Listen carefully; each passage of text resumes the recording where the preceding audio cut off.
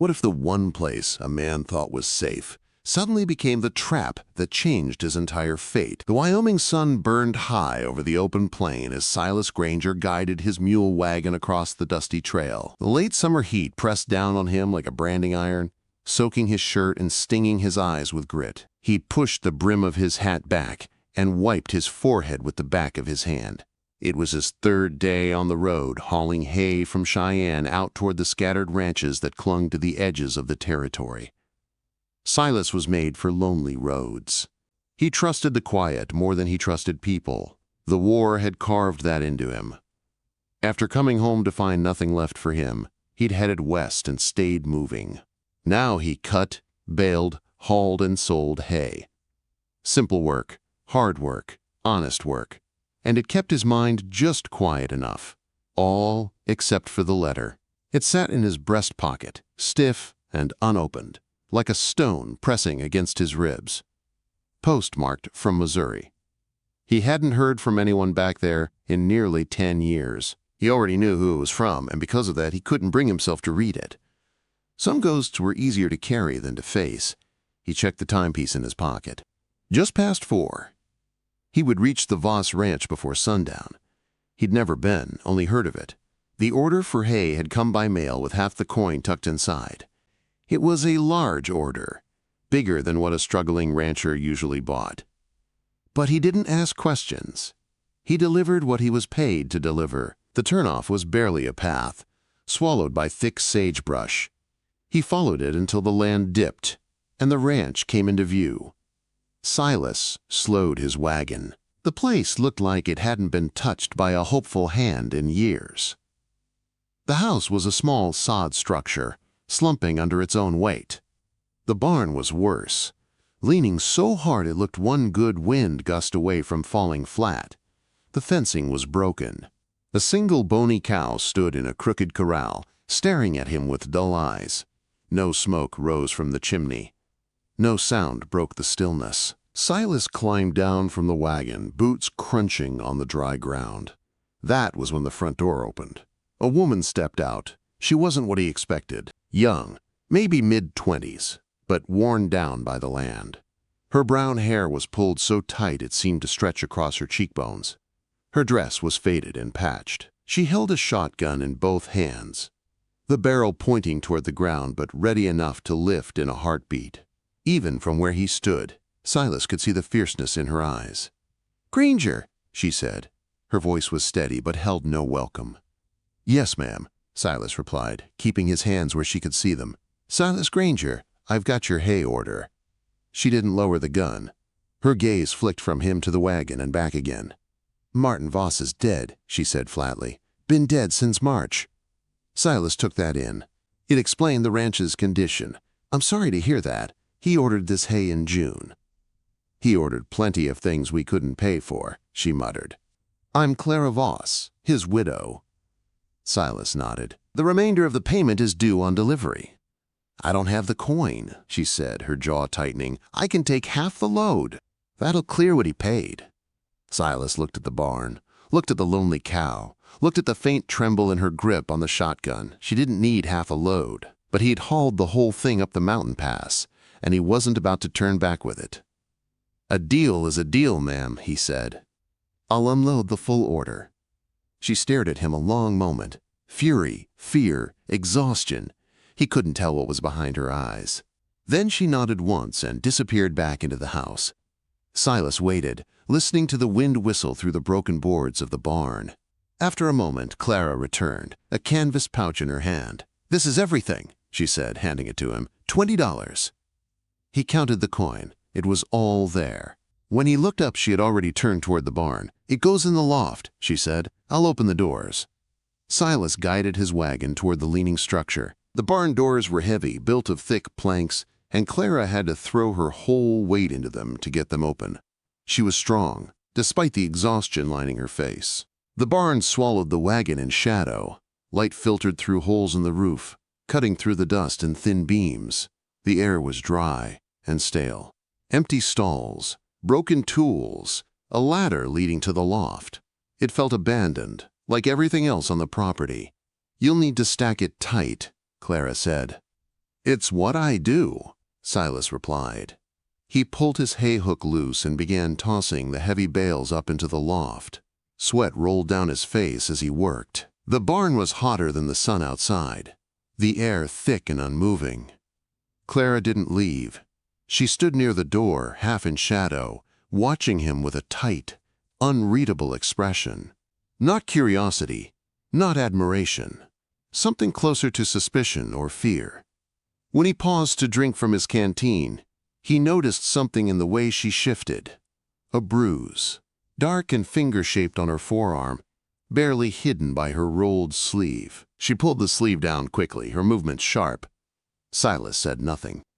He returned to stacking, but the simple rhythm of the work could no longer drown out the sense that something inside this barn was wrong. The storm outside had begun to gather. The light shifted. The air changed. When Silas came down the ladder, the wind was howling through the gaps in the walls. The first drops of rain struck the roof. "Storm's rolling in fast," he said. "I should head out before." "Wait." He turned. Clara stood rigidly, her eyes fixed not on him, but on the open barn doors. She looked pale, her breath quickened. "It's a bad one," she whispered. "You can stay in the house until it passes." It was the first hint of kindness she'd offered, and Silas opened his mouth to answer, but stopped when he saw her expression change completely. Terror. Her eyes weren't on the storm, they were on the open land behind him. "They're coming," she breathed. She grabbed his arm, her fingers dug in with surprising strength. "Get in," she whispered. "Now." "What?" "Get in the stall. Go!" Quote. She shoved him backward, shockingly fast. She ran to the barn doors and slammed them shut, plunging the space into darkness. The thick wooden bar dropped into place with a heavy thud. Silas stood in the shadows, stunned. "Mrs. Voss," he said slowly, "open the door." "No," she said, her voice trembling. She grabbed the shotgun leaning in the dark corner. "Stay back." The lantern flared to life, throwing her frightened face into sharp relief.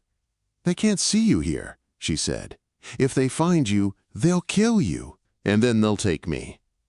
Silas stared at her, the truth settling like a cold weight in his chest. This wasn't about a storm, this was about survival. He wasn't just trapped with her, he was trapped because of her, and someone dangerous was coming through that rain. The storm slammed into the barn like a living thing.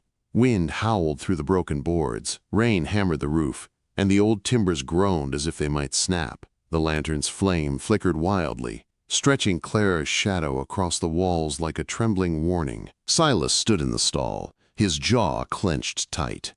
He wasn't a man who frightened easy, but the way Clara stared at the door told him everything. She had seen these men before. She knew what they wanted. "Clara," he said, his voice steady, "unlock that door."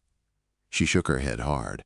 "They'll see your wagon. They'll see the mules. They'll think you helped me. They'll kill you, Silas, and then they'll come for me."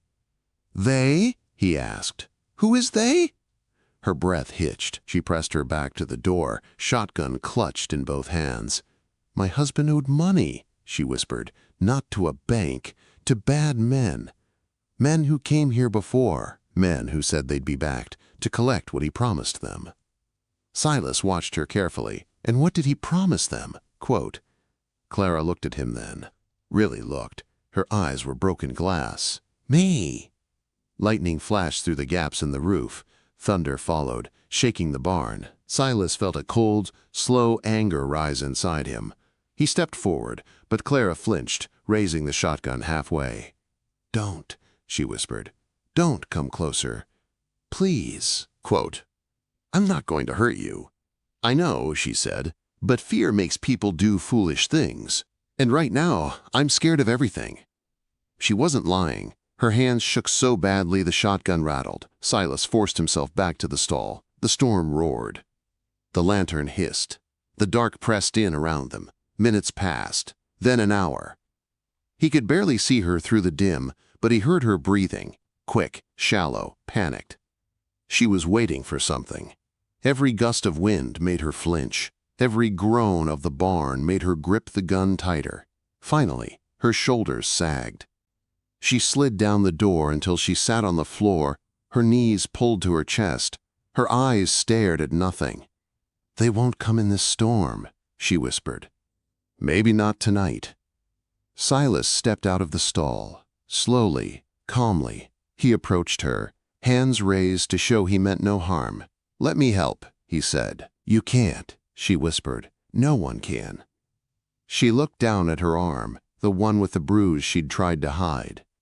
She pushed her sleeve up again, as if she no longer had the energy to pretend. The mark was deep, purple and yellow, shaped perfectly like a man's grip.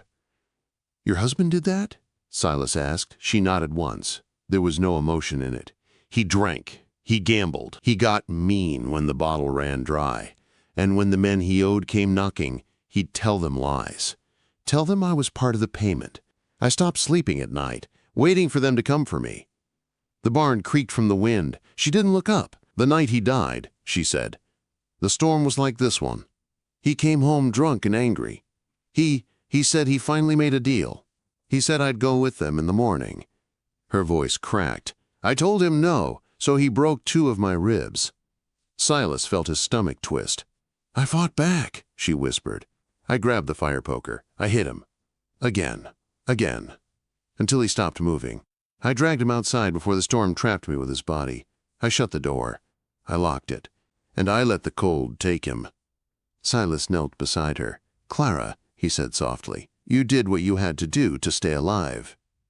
She looked at him, tears building in the corners of her eyes, but there was more resignation than grief. "You should leave at dawn," she whispered. "Those men, they'll kill anyone near me." "I'm not leaving," Silas said. "You should." "I won't." Wind screamed across the land outside. The storm clawed at the barn as if trying to tear it open. Clara closed her eyes, exhausted, trembling. Silas sat beside her, his back against the barn door. He didn't touch her. He didn't speak. He just stayed there while the storm raged, and the danger outside pressed in like a living shadow. Hours passed before either of them moved. The lantern ran low. The rain slowed. The wind softened. Clara's head finally slumped to the side. She didn't mean to fall asleep. But she did. Silas caught her before she tipped over. He slid his coat off and wrapped it around her shoulders.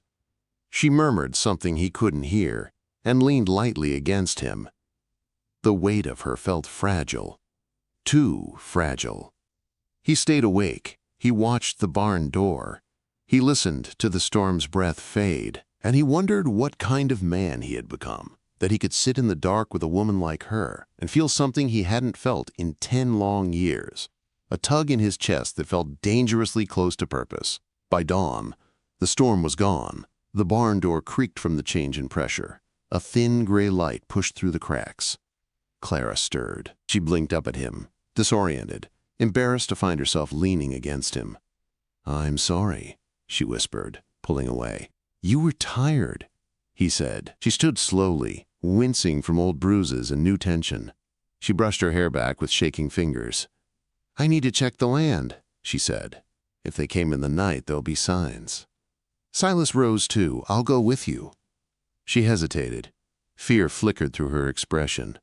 Not of him, but of letting someone stand beside her again. "Silas," she said softly, "if they see you here, they'll think you belong to me."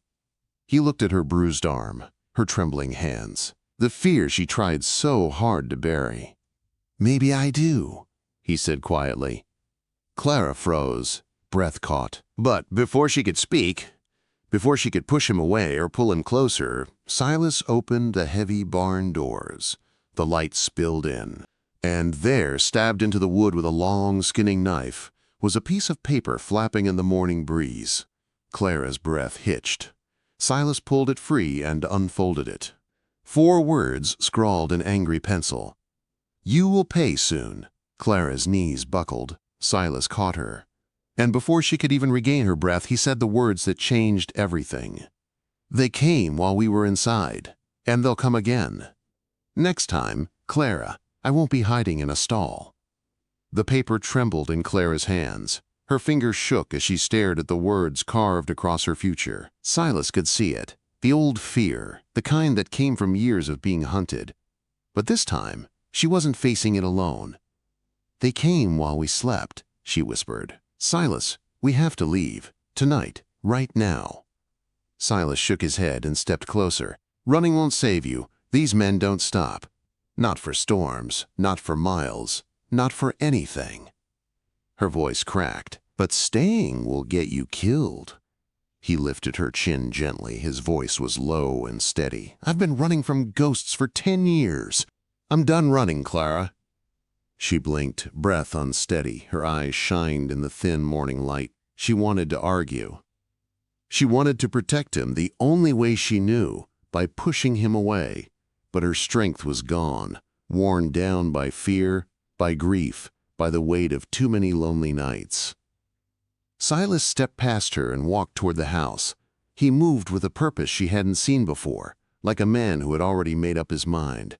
"We need answers," he said. "We go to town, we find out who sent this, and we find out how to stop them." Clara swallowed hard. "Silas, the town won't help. They think I killed Martin. They think I froze him on purpose. Then they can think what they want," he said, hitching his mules. "But we're not letting Briggs men do this again." Her breath caught at the name. He saw it. He didn't press her. She climbed up onto the wagon, heart pounding, and they set out for Sweetwater Crossing. The road was muddy from the storm. Silence hung between them, heavy, restless, full of the danger that waited ahead. Clara kept her hands knotted in her lap. Silas kept his eyes on the trail, jaw tight, rifle within reach. By the time they pulled into town, the sun was high. People stopped and stared. Whispers spread like wildfire. Clara bowed her head, but Silas kept his shoulders straight, daring anyone to speak.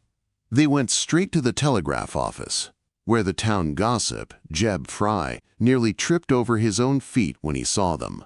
"Well, I'll be," he stammered. "Mrs. Voss folks was saying you." "We're looking for Hollis Briggs," Silas cut in. "Someone left a threat on her barn." Jeb's face paled. "Briggs? No, sir. He ain't here. Sheriff Brody. He'd want to hear about this." Clara stiffened. Silas felt it. He leaned toward Jeb slightly. "We'll handle it ourselves." They left before the boy could argue, but as they crossed the street, the sheriff's door swung open. Sheriff Brody stepped out, hat low, thumbs hooked on his belt. His smile was slow, oily, dangerous. Well, he drawled. "Mrs. Voss and the hay seller. Heard you two been spending time together." Silas stepped in front of Clara, blocking her. Brody smirked. "Relax. I'm just doing my job. Folks talk, you know. They say you murdered your husband, Clara. That right?" Clara shook her head, eyes wide with rising panic. "Silas." Voice was cold. "She defended herself."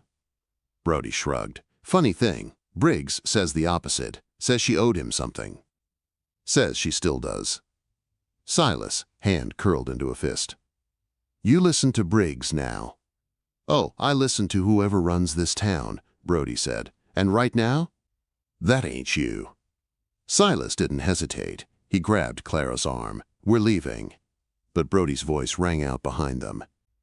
"Judge is writing. Through this afternoon. Maybe ought to mention that Clara Voss is wanted for questioning. Maybe put her in a cell until he gets here." Clara froze. Her breath hitched. Her past, her nightmare, rose up in front of her. Silas turned around slowly. His voice was low and dangerous. "Sheriff, you put a hand on her and I swear." "Is that a threat?" Brody asked. Silas didn't blink. "It's a promise." The sheriff watched him carefully, measuring him the way a wolf sizes up another predator. After a long moment, he spat into the dirt. "You two get out of my sight." They didn't wait. They left town in a cloud of dust, Clara trembling beside him. They didn't speak until the town disappeared behind the rise. Clara wiped her face with a shaking hand. "Silas, we can't win against Briggs. He owns the sheriff. He owns the town. If he wants my land, he'll take it." Silas slowed the wagon and turned to her. His voice was steady and full of something she hadn't heard from anyone in years. Belief. Then we won't fight him here. She frowned. What do you mean? We leave, he said, not out of fear, not running. We leave because your life is worth more than a dying ranch. Her breath caught. Silas took her hand, gentle, careful. We pack what we can, Clara. We leave the rest behind. We make our own place. Somewhere Briggs can't touch you. Her voice broke. I don't know where to go. I do, he said. A valley north of the mountains. Good land, water, space. A place to start again. She stared at him, tears blurring her vision. Why, she whispered, why would you do all this for me? Silas swallowed. His voice dropped. Because you deserve a life. Not fear, not bruises. A life that belongs to you. And I ain't walking away from you, Clara. Her breath trembled. He squeezed her hand. Slow, sure. You come with me. We leave tonight. She didn't speak. She didn't need to.